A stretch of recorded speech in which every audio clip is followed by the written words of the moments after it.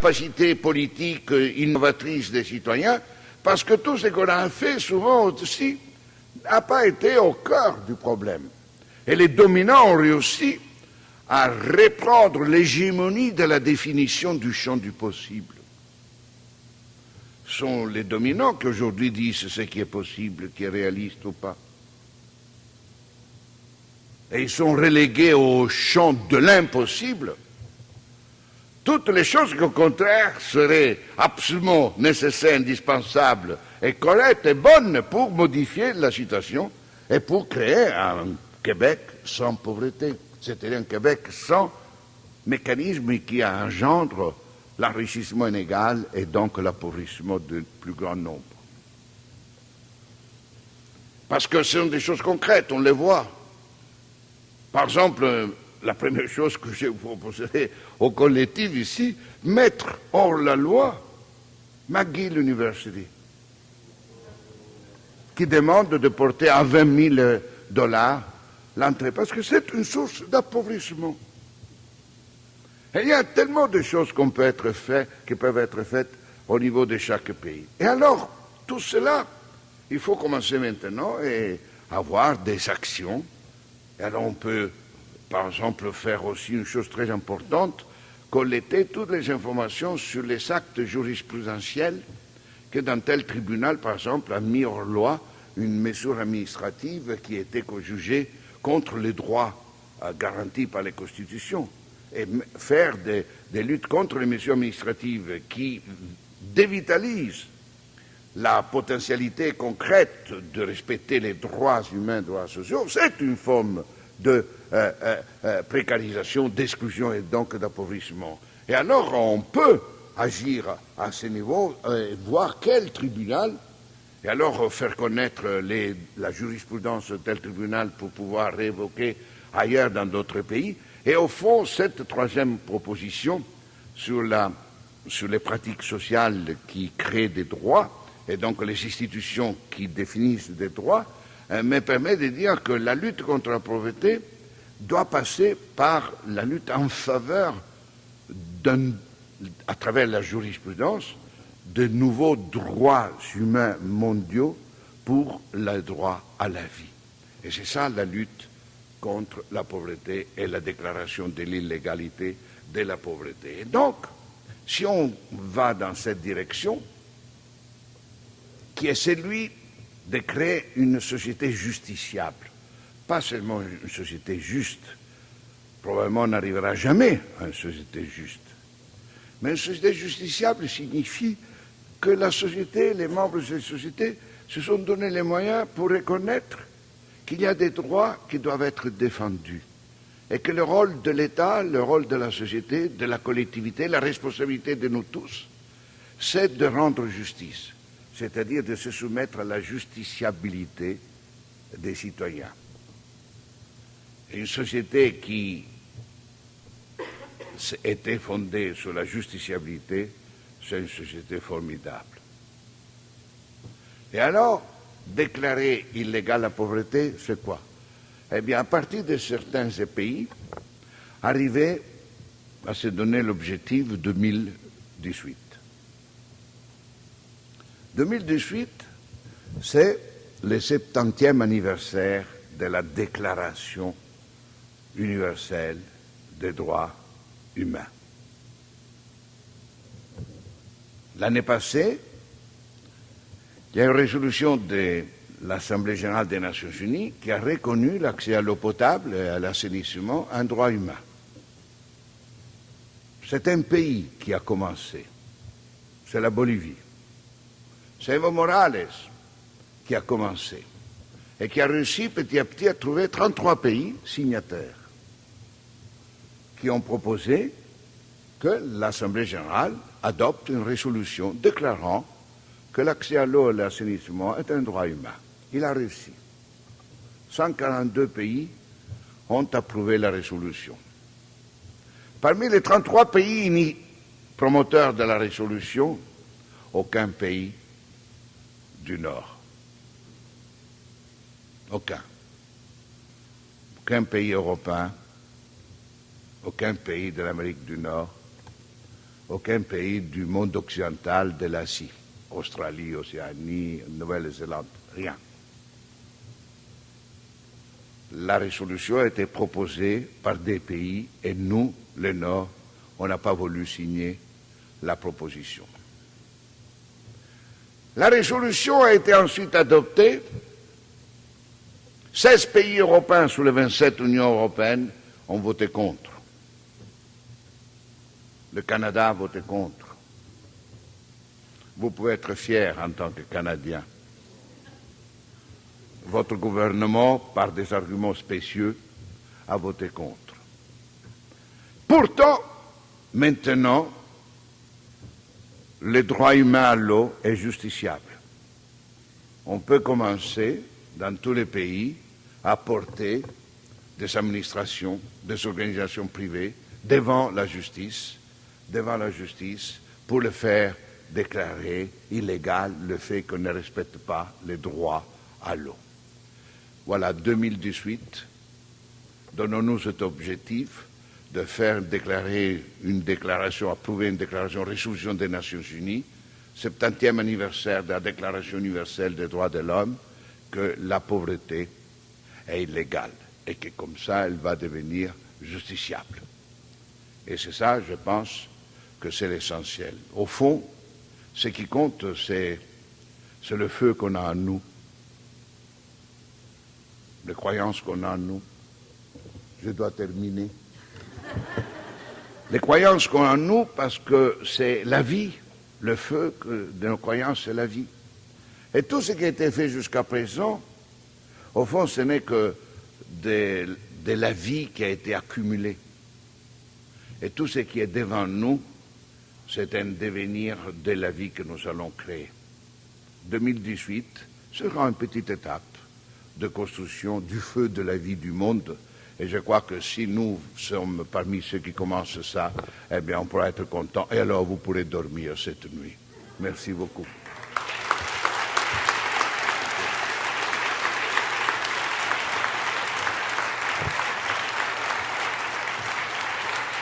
Merci beaucoup. Merci.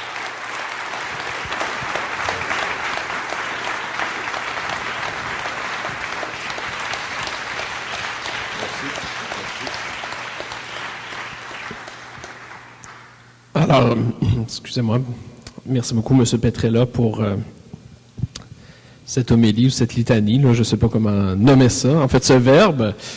Donc, on va entamer la période de questions parce que c'est le but aussi de pouvoir échanger avec M. Petrella qui est ici à Québec aujourd'hui.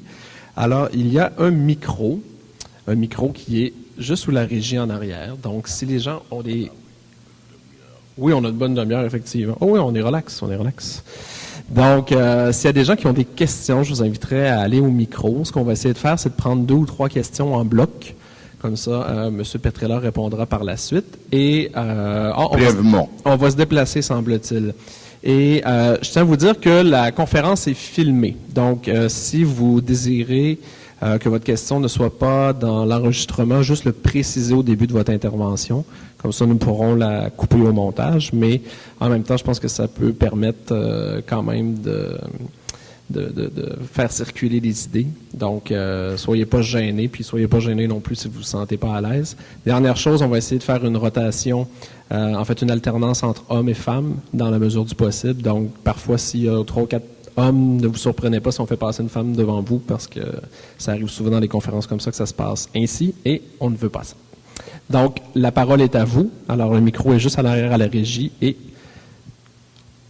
c'est le moment. Oui, bonjour. Je vais aller rapidement. D'une part, merci beaucoup de vous être déplacé. Monsieur Petrella, je pense que c'est agréable et c'est plein d'espoir, vos propos.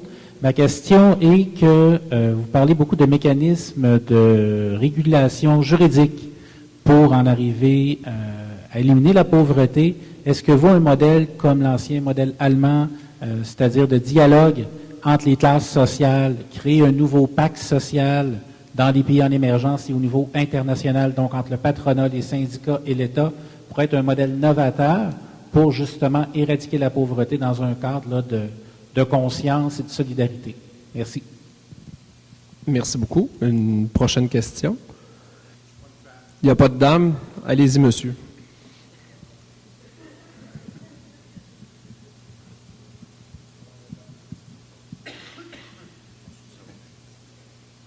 Je vais prendre une petite voix. Moi, je pense qu'une des choses qu'il faudrait peut-être travailler davantage, pour revenir à votre histoire avec les milliards de dollars qui ont été donnés aux banques, il faut dire que ce pays, les États-Unis, élisent leur président, c'est les banques. C'est 100 millions pour élire un président aux États-Unis. Qui d'entre nous peut avoir 100 millions si ce n'est pas les banques qui le fournissent? Et c'est pour ça que ces milliards sont venus des États-Unis. Donc, il faut travailler sur le mode électif de nos représentants et travailler aussi sur les lobbies qui s'occupent d'orienter les lois de nos parlements. Merci. Donc, M. Petrella, peut-être on pourrait répondre aux deux premières questions sur le nouveau pacte social, donc, et la question de la représentativité ou de l'électivité. Comment on peut travailler ça? Oui, j'y dirais à la première question, c'est que j'ai donné l'exemple de la jurisprudence ou des déclarations miroir la loi, de tous les mécanismes. Effectivement, ça donne l'impression d'être une approche juridique. En réalité, c'est à travers les mises en délégitimité de mécanismes juridiques, d'institutions financières, économiques, de pratiques sociales, pratiques culturelles, qu'il me semble que l'ensemble des actions doivent toucher toutes les dimensions importantes. Et quand j'ai tout à l'heure dit qu'il fallait fermer la Banque centrale européenne, son indépendance, c'est une parmi les différentes mesures que sous le plan de l'organisation de la régulation économique et financière doivent être prises en compte. Par exemple, mettre hors la loi toute une série de mouvements spéculatifs financiers doivent être mis hors la loi. Mettre hors la loi la liberté totale des mouvements de capitaux. Mettre hors la loi, par exemple, le secret bancaire. Et ainsi de suite. Ce sont toute une série de mesures politiques, économiques, financières qui doivent être adoptées. Bien entendu, nous savons que les sociétés changent à travers deux grands mécanismes. Le mécanisme de la formulation, définition des valeurs, donc les principes, et ensuite le mécanisme de la régulation. La régulation passe par les États, passe par les régions, les communes, passe par les grands organismes de vivre ensemble. Donc il faut s'orienter vers cette capacité de réguler à la fois la formation des principes et les méthodes, les règles de la régulation, dans tous les domaines. Les États-Unis, j'essaie d'être bref, hein. Vous réussissez très bien. Les États-Unis, d'ailleurs, la transition était très belle. Hein. Le procès des États-Unis a commencé depuis quelque temps.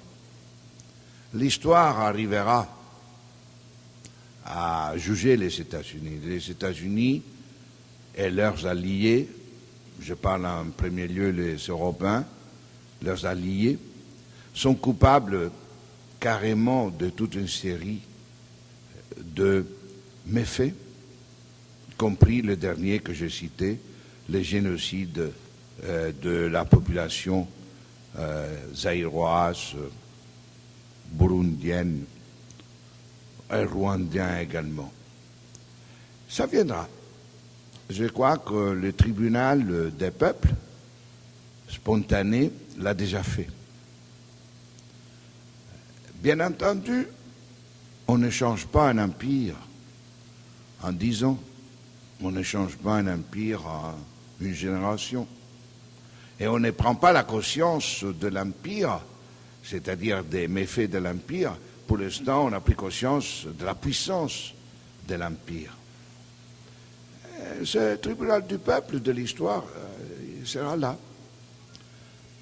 Nous, par rapport à l'appauvrissement, s'il y a l'effet vérifiables, forts, vrais, qui démontrent que les États-Unis ont une grande responsabilité dans cette exclusion de la dignité humaine des milliards de gens, nous devons le dénoncer. Et nous devons essayer de faire tout ce qui est à nos mesures, comme on l'a fait vis-à-vis de la France, comme on l'a fait vis-à-vis de l'Italie, comme on l'a fait vis-à-vis de l'Union soviétique, comme on l'a fait vis-à-vis de la Chine. Je crois que le tribunal de l'histoire montrait déjà les méfaits de l'Union soviétique, les méfaits de la Chine, les méfaits de l'Allemagne. Je crois que je suis convaincu, et je dois le dire honnêtement, j'espère, que le tribunal de l'histoire condamnera à sa juste mesure les États-Unis et ce qu'on fait dans les dernières décennies qui est inacceptable et qui est intolérable. Le pacte social justement, c'est, j'ai écrit dans mon pays, j'ai écrit en Europe, dans les médias, que pour moi, le pacte social de la stabilité et les mesures actuelles qui ont été prises par la Banque centrale européenne, qui l'a imposé aux États qui étaient tout à fait d'accord, c'est une expression évidente de la légalisation de la criminalité de nos dirigeants actuels. Je trouve que le pacte de stabilité, ce qui est basé sur une imposture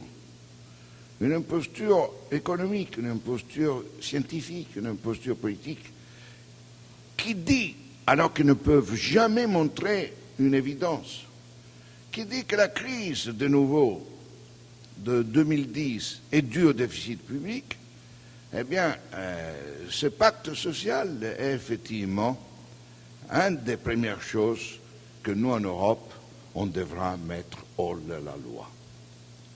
Un pacte social qui nie totalement les droits des gens à la vie et qui fait passer un mal défini profit individuel sur la vie des gens.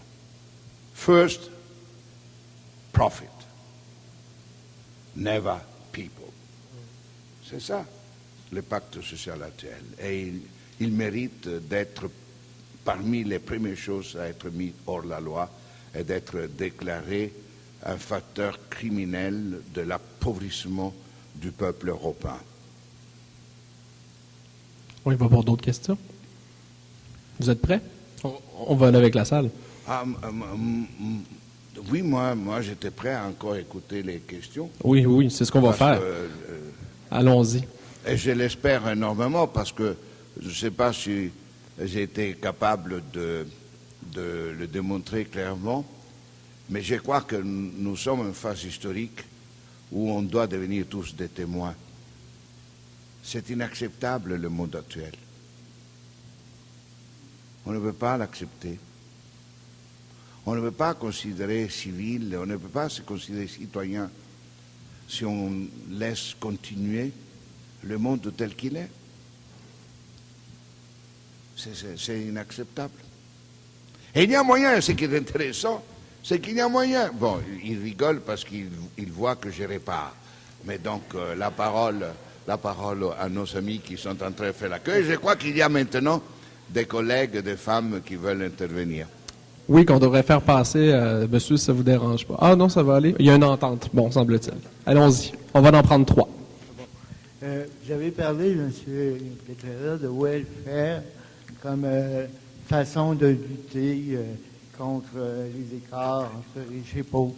Vous avez parlé de welfare comme façon de lutter contre l'écart entre riches et pauvres. Or, il me semble qu'en gros, les pays où il y a plus de welfare sont ceux où l'indice de développement humain est le meilleur.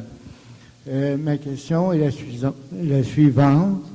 Puisque vous nous donnez le droit de rêver, il m'est déjà arrivé de rêver non pas à un G20, mais à un IDH 20, c'est-à-dire un sommet des pays ayant le meilleur indice de développement humain. Et j'aimerais savoir qu'est-ce que vous imagineriez comme déclaration finale d'un tel sommet pour le reste du monde. Merci. On va prendre une autre question. On a toute une déclaration à écrire, là, ça va être quand même long. J'avais une question par rapport au fait de rendre ça justiciable. Souvent, on a dit que la loi visant à lutter contre la pauvreté et l'exclusion sociale du Québec, bon, je ne connais pas votre connaissance précise de la loi, mais tout de même, on a souvent dit qu'elle manquait de dents, qu'elle manquait de mordants, parce que justement, on avait de la difficulté à s'appuyer sur elle pour pouvoir rendre la pauvreté justiciable. Alors, je me demandais, un peu comme en environnement, les entreprises achètent des crédits pour finalement avoir le droit de polluer. S'échangent des droits de polluer pour pouvoir... donc, je me demandais comment, en allant légiférer sur... je ne suis pas une experte en droit du tout, là, mais en allant légiférer par rapport à la pauvreté, comment on donne des dents à tout ça, puis comment on s'assure... Est-ce que c'est, bon... je ne crois pas nécessairement que c'est par des emprisonnements que ça peut passer. Comment on matérialise, en fait, cette justice-là? Merci. Vous pourriez parler un peu plus près du micro parce que, non, après pour les prochaines, pour essayer de continuer à bien comprendre. Voilà. Donc, allons-y avec ces deux-là, tiens. Je vais changer d'idée. Donc, la première question, c'était, en fait, au niveau des pays où il y a un bon welfare, l'écart entre les riches et les pauvres est moins grand, habituellement. Donc, le monsieur posait la question suivante. Vous avez le droit de rêver, pour vous, un rassemblement des 20 pays où l'indice de développement humain est le meilleur. Qu'est-ce que serait la proposition, la déclaration d'une telle rencontre internationale, plutôt que des 20 plus puissants? Oui, l'autre, c'est comment rendre justiciable, justement. On a vu on a parlé beaucoup de la loi au Québec qu'on a présentement contre la pauvreté. Donc, ah oui. Ah ben, continuez alors. Merci beaucoup. Un ami veut intervenir, Serge Roy. C'est un ami à moi, je le remercie de me faire le plaisir d'intervenir. Pas de nom, s'il vous plaît, pas de nom. Oui, s'il vous plaît, commencez pas à donner des noms.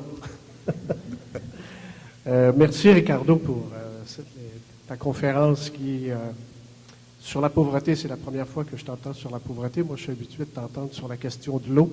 On a travaillé un peu là-dessus pendant quelques années. Et je pense que tu fais un lien évident entre la question de l'eau et la question de la pauvreté, bien entendu. Mais tes propos sur la pauvreté me stimulent considérablement et m'encouragent, au fond, à continuer à rêver, à penser que c'est injuste la situation dans laquelle on se trouve à l'heure actuelle. Je voudrais aussi, je n'ai pas de questions, Robin me connaît, là, mais vous pourrez réagir à mes propos, bien entendu. Je voudrais saluer aussi le collectif pour un Québec sans pauvreté, qui est une organisation qui a commencé un travail absolument extraordinaire avec l'objectif d'obtenir une loi pour l'élimination de la pauvreté. Et, oui.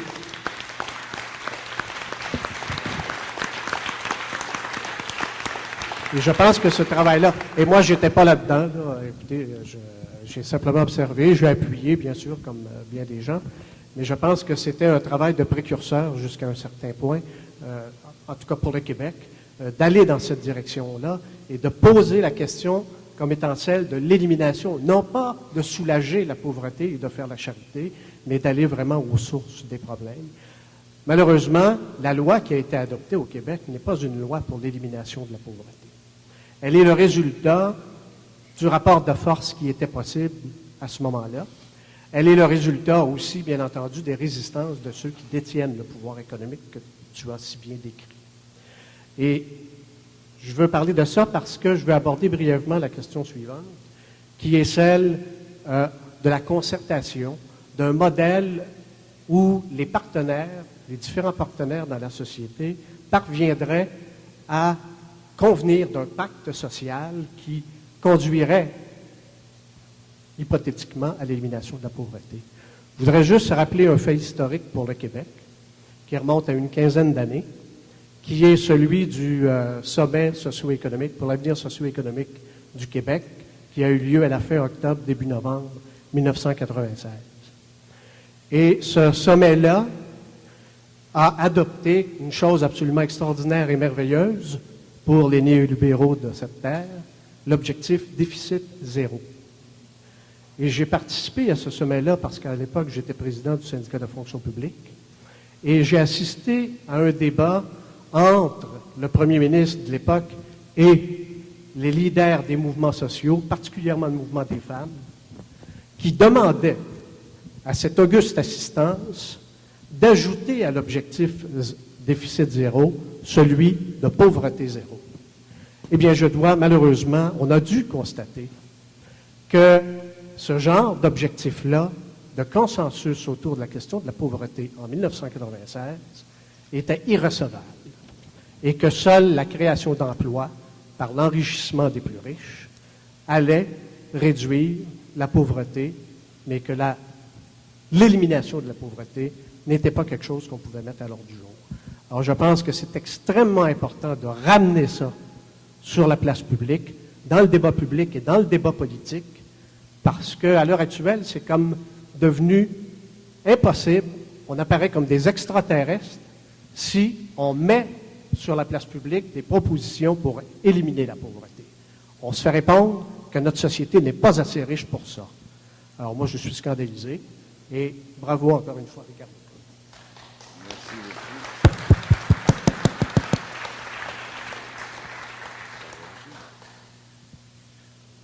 Merci.